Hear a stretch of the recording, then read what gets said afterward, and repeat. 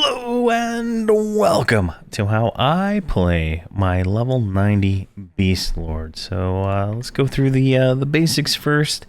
If you want to watch this character in a series, you can watch the Hobbs and Friends series, which is a multi-boxing series. And this is a character in it. Now, if you want to watch a solo Beastlord, I have one who is lower level than this. I think he's at 55 or 60 right now. But it's, it's using the same stuff and for the most part in its own series as it's by itself. So we're going to talk about spells. We're going to talk about my rotation and hotbars over here. We'll talk about a little about gear and stuff like that. These videos all build upon themselves, so the level 85, level 80, and so on videos might still apply on something I do not cover. But if I don't cover something and you don't understand and you want more information, please leave a comment and let me know. All right, so now some of these spells are going to sound a little jank, but the reason they're this way is because I am multi-boxing with a multi-bind rotation. Now, what is a multi-bind? If you don't know what multi-bind is where you combine the same button on a hotbar to multiple buttons, right? So you can notice all my buttons are bound to 4 and 5. So if I push 4, everything that's on 4 and 5 will activate, and so on, however the game client decides to do it. Now, with that, my first spell is Glacial Lance. Now, this is a direct damage ice nuke for 400 or 4,500 damage. Now, this is a pretty nice spell. It's almost instant cast time. It's got like a 10-second recast time, give or take. Yeah, 29 seconds. So that's the first one. And then we have another one, Glacial Roar. Now, I don't know what it is or what the thoughts are on how they design these spells, but the other timer 11 spell is like 1,200 or 1,500 damage. I can't remember exactly. And it's single target. This one is a point blank AoE that does 3,100 to everything around you. Now what I just said, screw it, and I cast it anyway. I don't mez anything. I don't try to not kill everything. And it all around is a great spell. So I cast this. Here we go, spell damage here. That last one crit for 27,000. And the Bard gave him extra 16,000, right? Now, if we cast this, it's what, 15,000 plus an extra 4,100 from the Bard. So it's a nice spell. It's got, the same recast time, a little bit of time on there. But it is nice. Now, I have Shaw's Reprisal. This is our current level. Slow. I don't slow anything. I don't see the need in my group to slow anything at this point in time. Not saying that it won't change, but at this point in time, I do not slow. The only slow I use is the Shaman Lethargy spell, which is a proc slow. Next up, we have a Shiraz's Bite, which is a 5,800 nuke. So this is pretty nice. So let's just your instant cast, 12,000 crit, or 12,000 without a crit, and then a 16,000 Bard crit from this Arcane Chorus. All right, and then we have Toozles for Feralgia. I don't even know how you say that word. This takes 2 spells, right? So we used to have the Swarm Pet, and we used to have the Growl line of spells. Now this puts them both in the single spell. I don't know if this is supposed to be a replacement or not, but I use it as a replacement. It just summons 1 to 2 werewolves, depending on your luck, I guess. And they do, damage, right? So we can see here, this thing's hitting for like 1,000, right? It's pretty nice. Next up, we have Jorah's Mending. So Jorah's Mending is a target of target heal, which I can't demonstrate it right now, but what it does is whatever this guy's target is, right? He has no target right now. It would heal that target. So typically it heals my tank. Now, why do I do that? For, I don't know, the first 90 levels, the Shaman was not a great healer. And I was looking for ways to add to that healing. without, you know, having to do a lot of work, i.e. boxing another character, right? And Jorah's Mending seems to have answered my my question, right? And this is adding an extra heal that heals my tank when I'm doing my rotation. Right now I have it in my rotation. If I'm fighting easy content, I take it out. It just depends. But this is a heal, comes from the Beastlord and heals the tank. Typically, sometimes it'll heal a pet because I have pets, all my pets taunting in this group. Next I have Bolstering Warder. Now, some would say this is probably a waste, but this gives the pet a proc to heal the targeted target, right? So I like this because now the Warder can heal the tank, the Beastlord is healing the tank, my Shaman is healing the tank, and the Shadow Knight heals himself. So there's a lot of healing coming from this group, and there's only one real healer, so it's kind of nice. Next up, we have Kron's Maelstrom, which is another, I'm going to say it's a frost nuke, but I think some of these are not in the frost section. I guess this is a poison nuke, right? So if we hit the Kron's Maelstrom here, it puts a debuff on there. It did, what, 6,000 damage, and it fixes Gaze Upon the Target. So it does more. It did a second one there, I guess. So it's a nice nuke. It's a timer 15, doesn't affect anything else, so I like it. Then we have Frozen Venom, which is just another nuke, right? What is that one? It's a poison for 6,800, and then you can also crit for ice too. So it's cold and ice, or cold and poison. I didn't even realize that. So it's like 2 nukes in one. So that's pretty nice. Extra damage. I love it. Then we have Solve of Sinva. Now, I can honestly say I've never healed my Warder. I've never gone out of my way to do anything for him except for buff him. Now, I just didn't know what to put in the spot, in all honesty. And it's got a heal. It's got a cure to it, right? So it cures them and heals them. Now, if something happens and say my Shadow Knight dies, I can kind of take some control with the Beastlord and kind of get some stuff going. But if the Shadow Knight dies, I usually do. Everybody else is dead at that point. It's hard for me to recover currently from that. Next up, I have Callous Ferocity, which is just an attack. I can't target myself. It's an attack buff. It's a triple attack chance buff. It's a stamina buff and a resistance buff. We're currently at 4,500 attack right now, so it's pretty nice with that spell going.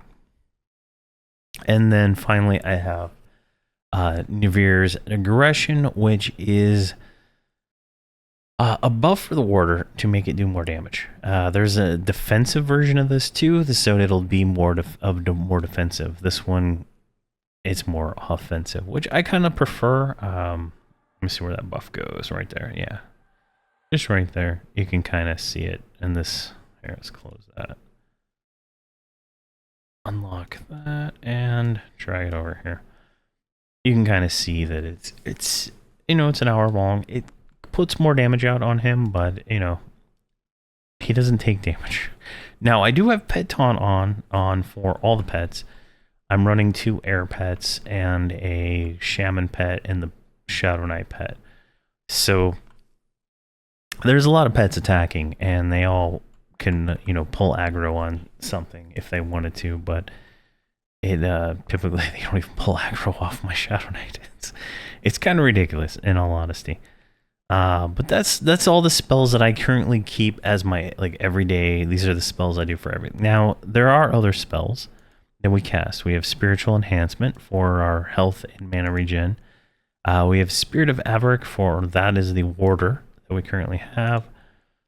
We have the pet proc right now is Spirit of Kron, which does a stun and increases the pet's damage. And we have Incomparable Velocity is our current pet haste. That also, when you cast that, hastes everything else around it and all the other pets. So it's pretty nice.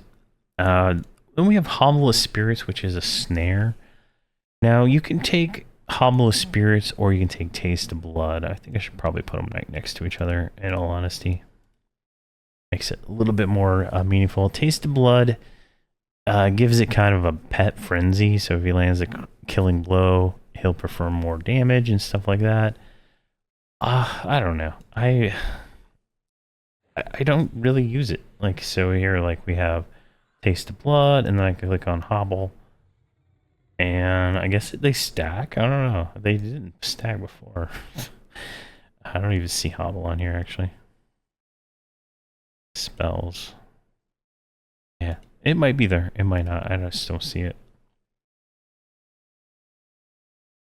Is it this one? Foresight. I wish it was easier to like see what buffs and stuff had. Yeah, it either stacked or didn't. I don't know. It doesn't matter to me. I don't need snare. So you know, it's a decent spell. You know, 75% chance to proc that, right? It's more damage, so it's probably beneficial to have on there. I'm just not 100% sold on it yet. And then Bolstering Warder is that warder spell that heals the target of the target, right? So we got that. And then Spiritual Brawn, which is currently Spiritual Valor, which is our Beastlord hit point buff, and Spirit of Taltak, which is our haste, or not haste, Spirit of Wolf and attack buff. And Shrink. Alright, so for my rotation, I pretty much have all the nukes and all the other stuff, right? It's just everything's kind of thrown in there.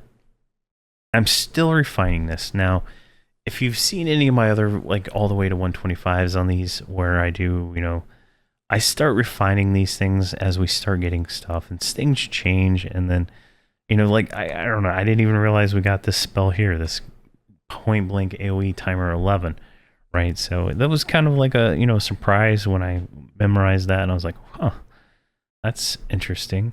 So it's in my rotation. So my rotation is pretty much assist, so X target 19, so what as the main assist target, I turn on my attack, I tell my pet to attack, I tell my pet swarm attacks, swarm pets to attack, and then I get just jump into it, right? I go pretty much down the line here, Lance, Roar, Bite, Toozles, Maelstrom, Venom.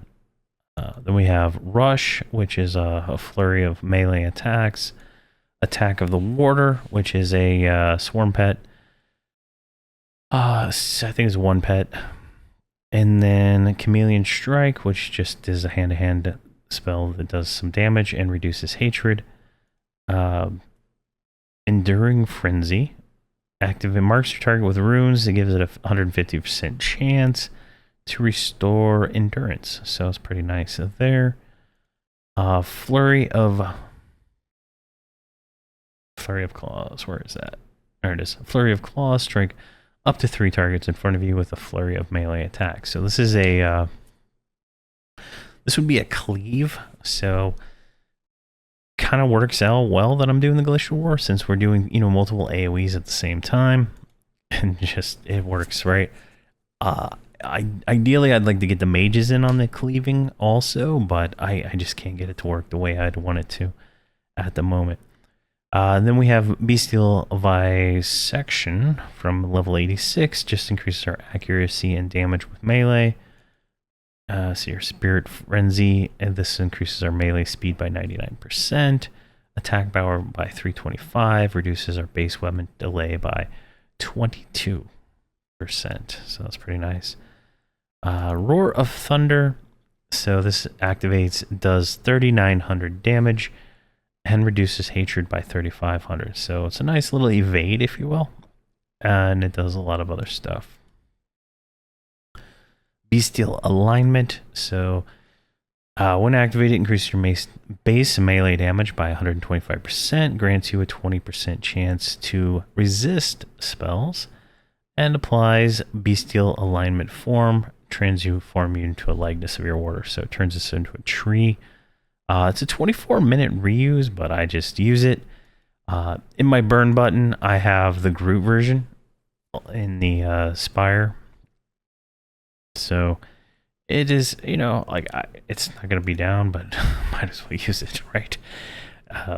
And a lot of this is like if I'm say I was going to like do the Zlandikar mission or something like that, right? I'm starting that battle fresh. All my stuff's refreshed.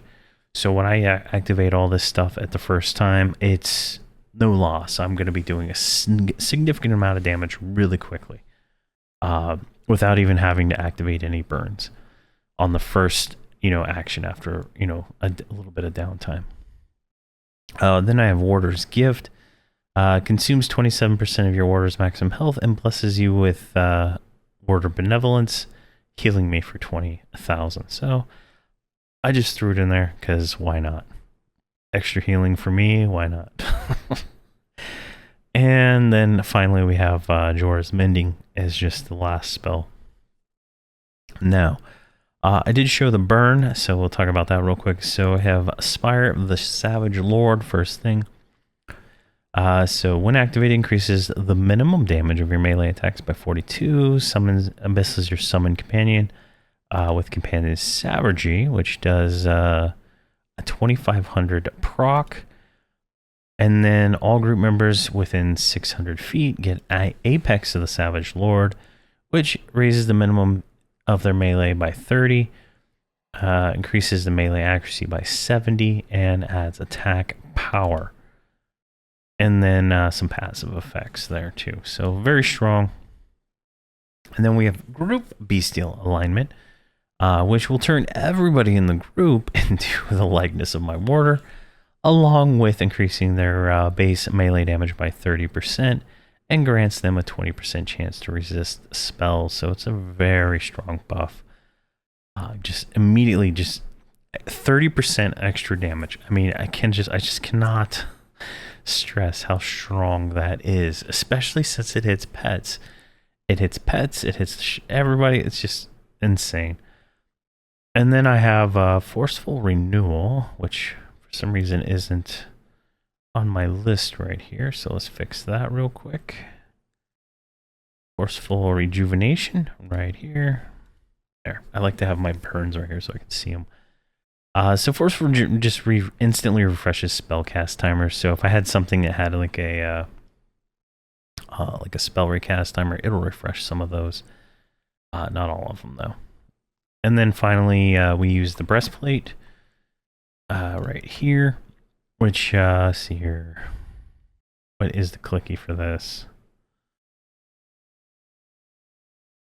Ice Fury grants the ability to strike your enemies with an icy blow.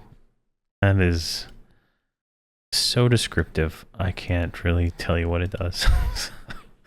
And then Nature's Fury. Right here, imbues your group with Nature's Fury, increases the damage mitigation, weapon speed, while increasing the chance for you and your pets to perform flurry attacks. So again, more damage, more damage, more damage. I believe this was a longer recast, so it's a 20-minute reuse. I kind of like, it's like the 10 to 15 minutes is what I do in my rotation. Anything longer than 15 minutes, I just put in the burn. So that's how I do that. Yeah, so I went over the rotation. Rush is one of our things.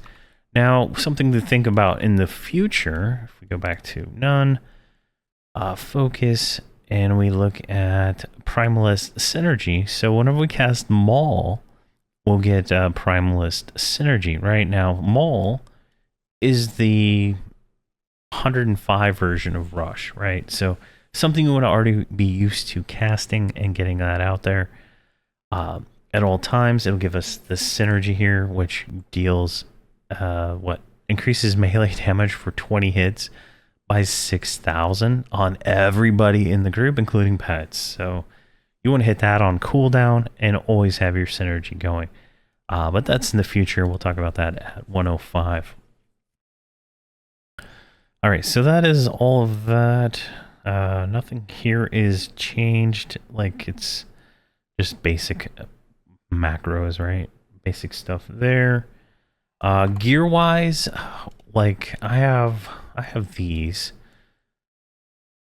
Ideally, so I talked to a while back. I talked to Blarp, and he said 18 delay is what you want on a Beastlord for your weapons. I clearly do not have 18 delay yet. The level like 125 stuff is 18 delay, so that's kind of where you want to go. But this is just the best ratios I had available to me at the time I started gearing this character. Gear-wise, for House of Thule at level 90, you're going to want to have the tier 4. Now, you can buy it with Marks of Valor. You can buy literally everything I'm wearing for Marks of Valor. I think it's like 8,000 Marks of Valor for all this. And except for this Claw of the Orc Lord, I have no idea where I got this. I think it's from the next expansion. But you can do that. Now, one thing I don't know if I mentioned in the previous videos, but one of the most important items for a Beastlord after weapons is going to be your earring. You're going to want to have the highest enhanced minion that you can get. This is enhanced minion 8. This is the highest one that I could find at this point in time. Now, there are better ones, you know, as we get into the next expansions, all the way up to 125. So you just want to keep an eye out for that. Raid ones are better than group ones, so keep that in mind, that the previous raid might be better than the current group, right? So like the Night of Shadow raid earring is better than the Lorien Song group one. Like, just, I don't know if that's actually true, but typically, based on numbers I've seen, it is. So something to keep in mind there. Actually, we can I was gonna say we can check that, but I don't. Those are on a different server. Where did I go? Where is it? Here she is. So yeah, that's for the most part everything there. Everything there. Yeah. So that is how I play my level 100 level 90 Beastlord. Jeez, I'm jumping ahead of myself already. Not much to it really. It's like. Actually, before we do that, like, I don't know what I'm doing.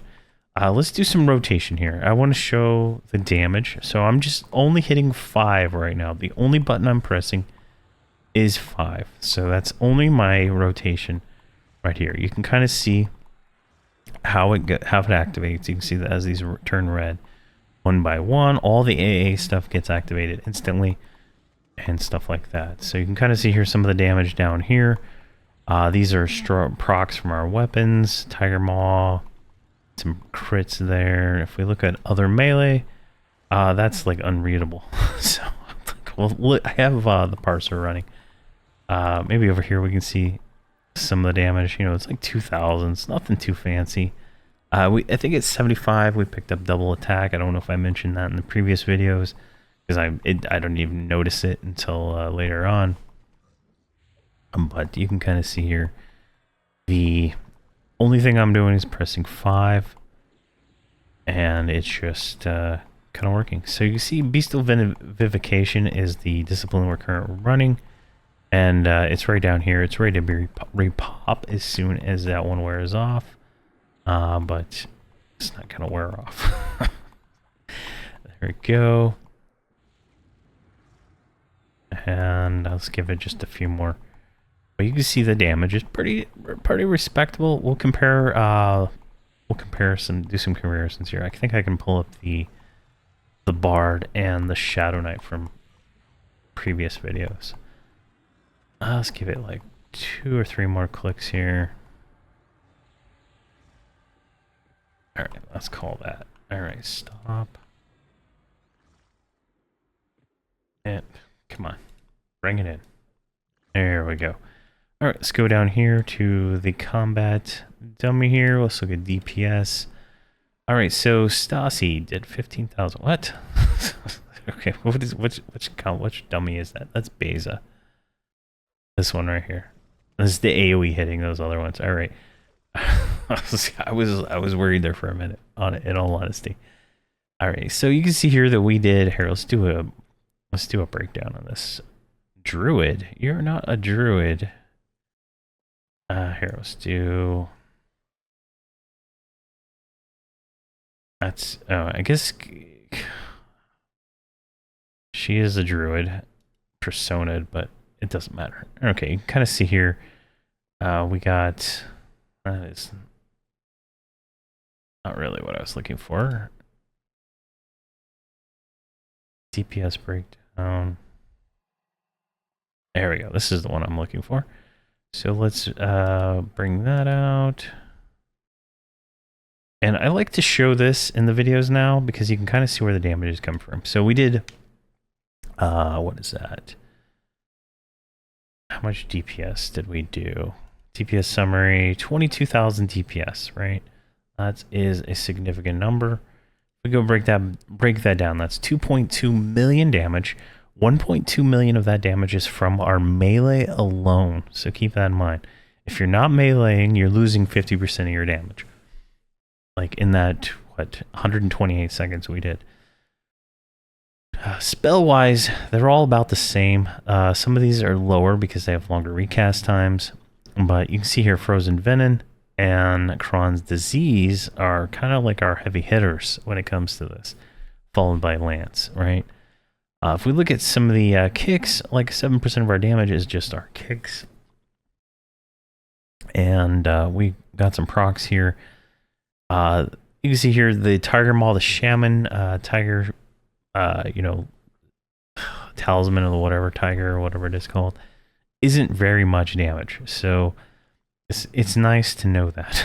It's nice to know that I'm not losing a lot of damage if I don't recast it, right?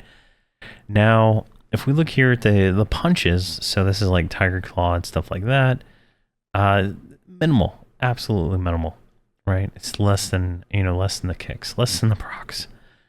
So you can see that. And then our warder, right? A warder does 12% of our damage. Now he is getting more damage from the procs than I am. And he's getting more damage from the arcane proc here. Now, if I had the bard playing, I would have got this buff back and it would have increased my damage even more. But right now you can see that it's, you know, it is that spell there alone, the ADPS provided by the bard is significant. So that's something. And then Stassi's pet, these are the swarm pets. They did, you know, 10% of my damage came from swarm pets, right?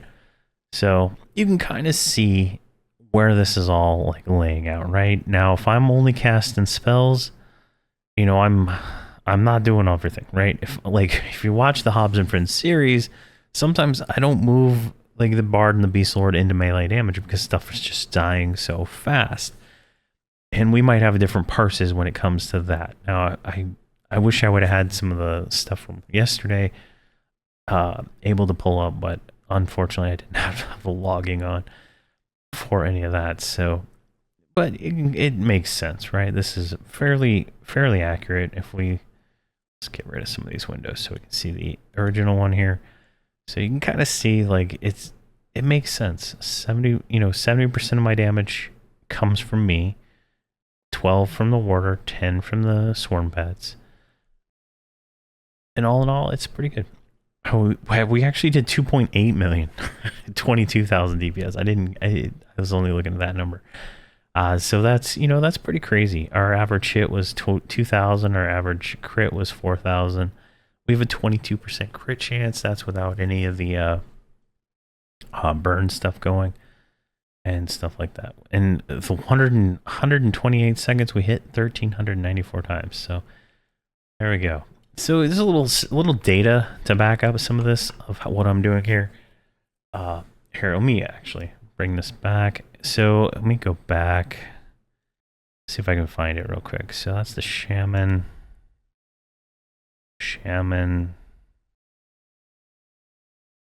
Oh, this was the one we all right, here's Viva. So it's hard to, I can't compare them at the same time. So Viva did in 201 seconds, she did 2.6 million damage. Now Viva's my bard. Now if we look back here, that's, you know, a little bit more damage than the Beastlord, but I think this, you know, it's longer, right? So it's, but she's only doing 12,000 DPS overall, so it's like that. And if we go back even further, we can see Hobbs, That's not the one. Yeah, here's Hobbs. For 94 seconds, he did 1.4 million damage with 15,000 DPS. So you can kind of see that the Beastlord is a significant, boost in damage, right? Along with all the other stuff and the synergy that we get from everybody. Like if the Bard is actually doing the songs, like the Beastlord damage is going to go up significantly because each of those nukes, if we look at this, each of these are going to get focused by this Arcane Strike, which does like 16,000 per right, and then it can crit to like 64,000 or something like that. So there's a lot of potential extra damage we can get, and when we do all the characters at once against the training dummy and then some real world stuff, you'll kind of see that. But that is how I do my level 90 Beastlord. I think that's a good place to end it. I think this is the most fitting image for the Wood Elf Beastlord. But if you have any questions or comments, I'm doing something wrong, let me know, please. I would love to correct what I'm doing. But my rotation's kind of limited to how I do the multi-bind rotations and stuff like that. So it's kind of, I have to do certain things a certain way and whatnot. But thank you very much for watching, and please have a fantastic day.